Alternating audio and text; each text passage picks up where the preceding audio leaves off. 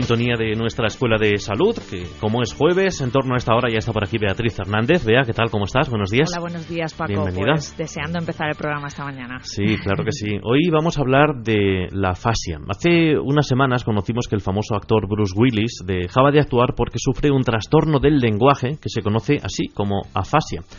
Esta perturbación se caracteriza por la incapacidad o la dificultad de comunicarse mediante el habla, la escritura o incluso la mímica, y se debe a lesiones cerebrales. Es un tema interesante que se ha puesto de actualidad por Bruce Willis, precisamente, pero que no es algo desconocido, Bea. Eso es, Paco, por eso queríamos traerlo al programa, porque consideramos que la afasia es una enfermedad que los que trabajamos en este mundo conocemos ya desde hace muchos años, pero qué casualidad que siempre que hay un famoso empezamos a conocerla mucho más. Por eso vamos a aprovechar esta mañana, junto con José María, para que nos dé más nociones y entender mucho mejor qué es esta patología. José María Ruiz Sánchez de León, ¿qué tal? ¿Cómo está? Buenos días. Hola, buenos días, ¿qué tal? Bien, le presentamos, es doctor en psicología, tiene un máster en neuropsicología cognitiva, actualmente es profesor del Departamento de Psicología Experimental, Procesos Cognitivos y Logopedia en la Complutense de Madrid, es autor de más de 60 publicaciones científicas, 15 libros y ponente habitual en congresos nacionales e internacionales. Tienen más información sobre su trabajo en la página web logicortex.com. Lo he dicho bien, logicortex.com, ¿verdad, José María? Sí. Perfecto. Está perfecto. Yo he dado una pequeña pincelada de lo que es este trastorno, pero ¿cómo explicamos qué es la afasia? Bueno, la afasia en realidad, por parte sobre todo de la prensa, que está haciéndose eco un poco del comunicado de la familia de Bruce Willis, es en realidad un trastorno. Es un síndrome, es un diagnóstico sindrómico y no tanto una enfermedad. Voy a explicar un poco esta idea para que quede más clara. No existe, por ejemplo, ninguna enfermedad que se llame amnesia, que significa trastorno de la memoria. Existen enfermedades que provocan amnesia, como por ejemplo, pues no sé, la enfermedad de Alzheimer o otras enfermedades similares. Por tanto, la afasia es un trastorno del lenguaje, como bien habéis explicado en la introducción, pero no es tanto el nombre de una enfermedad, en tanto que no existe ninguna enfermedad que se llame afasia. Entonces voy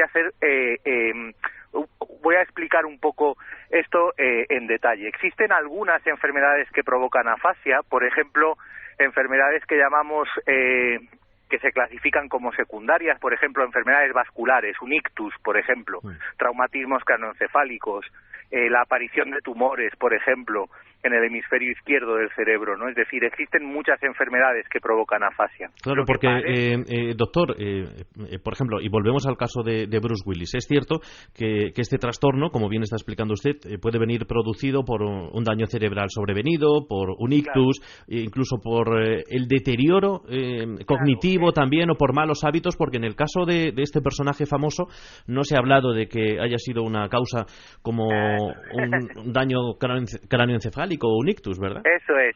Es que en el caso de Bruce Willis lo que parece es que es de tipo degenerativo primario, es decir, lo que parece estar sufriendo Bruce Willis, que no ha sido explícito en ningún medio de comunicación. Yo me he dedicado, sabiendo que íbamos a tener esta conversación, pues a buscar en medios norteamericanos a ver si alguien había sido explícito con el diagnóstico, y la gente se limita a decir afasia, ¿no?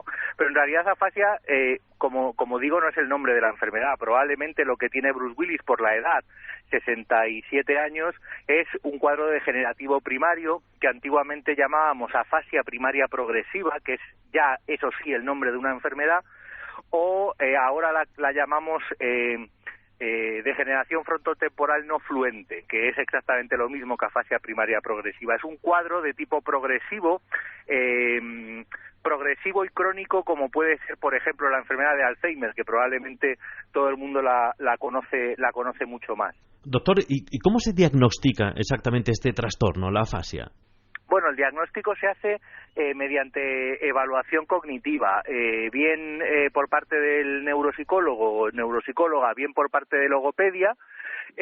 Lo que hace falta es hacer una evaluación exhaustiva sobre las habilidades lingüísticas, tanto en la comprensión como en la producción, en la repetición, lectoescritura, y habitualmente eso no se hace de manera aislada solamente con el lenguaje, sino que se evalúa toda la cognición del sujeto memoria, atención, percepción, planificación, es decir, todas las habilidades humanas. Cuando la persona tiene, como parece tener Bruce Willis, un deterioro significativo solo en las habilidades del lenguaje, quedando intactas todas las demás, es decir, el deterioro se limita a las habilidades del lenguaje, pues el diagnóstico, si es una degenerativa, se diagnostica como afasia primaria progresiva.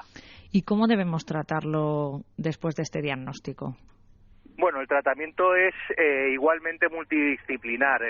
Participa en realidad todo el equipo de tratamiento no farmacológico, porque no hay un buen tratamiento farmacológico, es decir, no existe medicación. Lo que sí podemos hacer es un tratamiento mediante rehabilitación, intervención neuropsicológica, logopédica, de terapia ocupacional. Muchas veces también tiene que intervenir fisioterapia, es decir, es un tratamiento multidisciplinar en el que todo el equipo colabora a la limón. Probablemente, siendo la afasia primaria progresiva un cuadro específicamente lingüístico, pues neuropsicología y logopedia tienen una mayor involucración, porque claro, el lenguaje no deja de ser un proceso psicológico y está involucrado también buena parte de las habilidades de comunicación, y por tanto logopedia es crucial en su tratamiento. Ahora vamos a insistir en cómo es ese tratamiento. Yo quiero preguntarle, doctor, ¿cómo es la vida de un paciente con este trastorno, con afasia? Porque he escuchado algunos testimonios que llegan a decir, quiero expresar algo y no puedo. Es decir, ellos, ¿cómo se sienten? ¿Qué es lo que les limita este trastorno? Bueno, eso cualquier persona puede saber un poco lo que significa con ese fenómeno que nos pasa a todos, que es lo de tener la palabra en la punta de la lengua, ¿no? Es decir, esa sensación que podemos tener individuos sanos, pues, no sé, esporádicamente, una vez, no sé, al mes o algo así, pues esta persona lo tiene continuamente, en cada frase, en cada palabra que quiere pronunciar. Entonces lo que genera habitualmente es muchísimo malestar, muchísima frustración, porque son individuos que durante todo el día en realidad están entre comillas, cabreados por el hecho de tener continuamente una palabra en la punta de la lengua, ¿no? Es decir, lo que transmiten estos pacientes, o lo que me han transmitido los pacientes que yo he podido ver a lo largo de mi carrera, que han sido muchos, es esta continua frustración de querer expresar una idea y no encontrar las palabras para decirla. Y entonces, a lo largo de 24 horas, ¿no?, de las 16 o 18 que estamos despiertos, pues es agotador tener esa sensación continua, ¿no? Y además crea mucha ansiedad a muchos de los pacientes que tenemos, y eso es importante decirlo. A mí me gustaría incidir, al hilo de lo que has dicho, el tratamiento logopédico. Nuestros pacientes muchas veces tienen la duda cuando llegan al logopeda de si yo sé hablar, no me hace falta un logopeda, eso es para niños, ¿no? Incidir mucho en ese tratamiento, que nos expliques la importancia de la figura del logopeda en este caso y de cómo puede ayudar a que la afasia pues no vaya más o se estanque un poquito en los primeros inicios. Claro, la logopedia tiene muchas ramificaciones, igual que cualquier disciplina, ¿no? En realidad hay logopedas infantiles y hay logopedas de adultos, logopedas expertos en daño cerebral y logopedas expertos en degenerativas, como es el caso de Bruce Willis, ¿no? La importancia es muy relevante, porque en última instancia lo que estamos haciendo es intentar que ese cerebro que está perdiendo el acceso a cómo suenan las palabras y a cómo se pronuncian, intentar recuperar, sobre todo las más funcionales, las más frecuentes, intentar trabajar que la persona siga siendo la mayor cantidad de tiempo posible independiente en la comunicación, porque cuando la enfermedad progrese dentro de, no sé, muchos años, probablemente empieza a comprometer otras áreas y se empieza a estropear también la memoria y el pensamiento y otro tipo de cosas, ¿no? Pero durante los primeros años que se circunscribe a las habilidades lingüísticas, la competencia del tratamiento es intentar que la persona siga siendo capaz de comunicarse la mayor cantidad de tiempo posible, y eso revierte, claro, en su calidad de vida, en su ansiedad, en su sintomatología depresiva y en la calidad de vida también de sus familiares, ¿no?, y de todas las personas que le rodean. ¿Se puede recuperar? ¿En qué porcentaje se puede por lo menos detener ese deterioro que está asociado a la afasia? ¿Cómo está actualmente? Y dependerá de cada paciente, ¿no?, y en qué caso se puede recuperar más o menos. Claro, depende fundamentalmente de la etiología, de la razón de la afasia, ¿no? Lo que comentaba antes, ¿no? Afasia en realidad no es una enfermedad, es un trastorno, y depende de la enfermedad que haya provocado la afasia, pues hay más o menos capacidad de recuperación. Por ejemplo, sabemos que en pacientes vasculares, ¿no? En pacientes con ictus, pues la recuperabilidad de eso es bastante elevada, porque al fin y al cabo es una lesión que se instaura y que se puede rehabilitar. Sin embargo, en los cuadros degenerativos lo que jugamos es otro tipo de partida, ¿no? Lo que estamos jugando es a otro juego. Estamos jugando a que la persona que está teniendo ese deterioro progresivo lo tenga lo más despacio posible y que ese deterioro no menoscabe de manera abrupta la comunicación y sus habilidades lingüísticas, ¿no? De alguna manera es como si la guerra la tuviéramos perdida, pero queremos ganar todas las batallas posibles en el camino.